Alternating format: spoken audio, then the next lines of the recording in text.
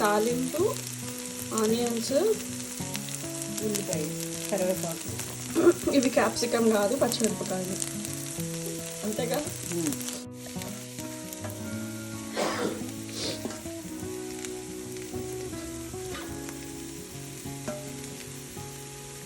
ఇందులో ఉప్పు కారం అన్నీ వేస్తావా?